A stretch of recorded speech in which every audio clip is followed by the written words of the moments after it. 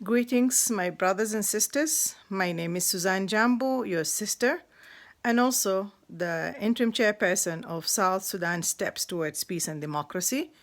We're also known in short for STEPS, a philosophical name that means South Sudan needs to go through step by step toward peace and democracy. Our country is a brand new country. It's only 6 years old, going to be 7 soon. And it is yet to go through the right steps to attain nationhood. We have had a setback of bad governance since 2005, the time when we signed the peace agreement, with a series of issues, as we all know, which led to power struggle, and that led to a severe war that has polarized us as a nation, and we are divided badly so as a people. That's really a problem that we're facing together, and we need to solve together. My message today, my brothers and sisters, is that this problem has happened to all of us.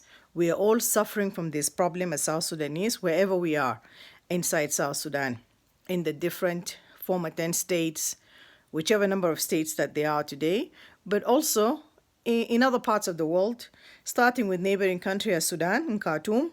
Our people are suffering. They're in refugee camps. Inside, of course, South Sudan, in displaced camps, we have millions of people.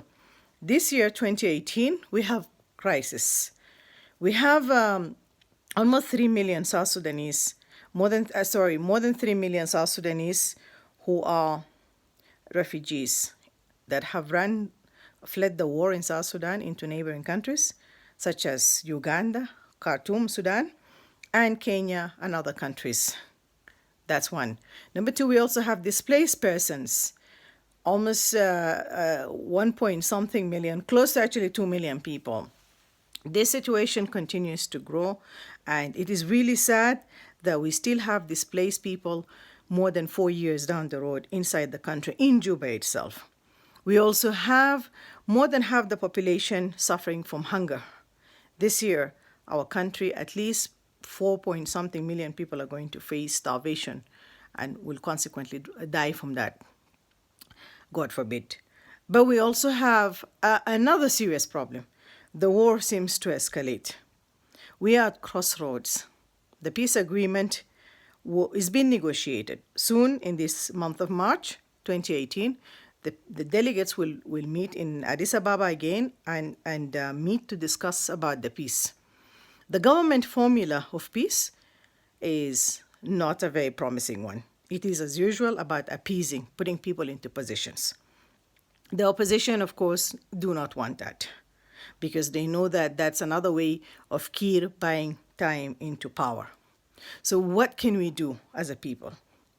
Number one, the unity of the opposition is very important, and I'm very happy to have learned that recently, that is yesterday, 1st of March, a number of opposition groups have signed a deal together, and they have formed a super alliance of opposition groups. That is a very good step. Now, the civilians need to talk about unity of our people, the We64 tribes of South Sudan. Now, that is the work now we at STEPS are doing also. We're trying to unite people and talk about peace, to bring about peace through peaceful means. President Kiir, of course, is going to try and buy time. He's going to try and buy time by trying to appease people into government, and by also trying to find ways how people can overlook that the transitional government of unity, TGNU, 10-year office will expire by September 2018. Let us remain vigilant about that. Let us remain really vigilant that that date should not pass without us really looking into it. We have to talk day and night in our own capacities about this issue, that the current government should expire by then, and by all means, we don't want the extension of the government. It's very important. We must all talk about it. This is our collective effort. Not few individuals can make that change for us. It is all of us, Junubin. If we really care about our grandmothers, our mothers, our fathers, our brothers and sisters who are suffering in different parts of South Sudan, and even you who are outside the country suffering because you cannot be home, then you must make an effort, at least talk about this issue. The other possible scenarios that I think, and many people like me also think would probably be, is that the opposition may stick to their position that they would want a government, a technocrat government perhaps, transitional technocrat government, with Kiir out of it, with perhaps both President Kiir and Dr. Riek Machar out of it. And the other opposition will be the ones perhaps to form that technocrat government.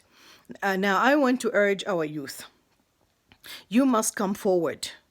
Youth and women, you must come forward and make sure your voices are also heard, that you should be part of this government. For this kind of change to happen in South Sudan, for real peace to happen in South Sudan, we must see gradual entrance of the youth and women into government. It's very important. As well as you will be in the government, you must make sure that you will call for elections. Free and fair elections must be the aim goal for this transitional government, if that has to happen.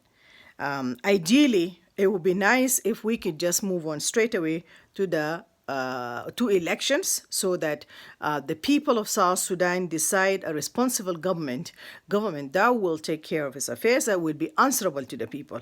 But if that doesn't happen, let us be prepared. Let's be prepared that there may be a technocrat government or a transitional government that will be formed. And I think it's very important that we should talk about it, that it must be an inclusive government that should include the youth and women and professional cadres, and we should not leave it only to the opposition. But we must also add our voices to the opposition voices, that both President Kiir and Dr. Riek should not be part of this government, because this will ensure some semblance of peace so that we can move on to the election swiftly. This is my message for today, and I really want us, as South Sudanese who really want our country back and to build her and to put her on the right track, that we must add our voices for peace, and we must remain vigilant to the transitional period that is ending in September 2018. Thank you very much. Your sister Suzanne JAMBO.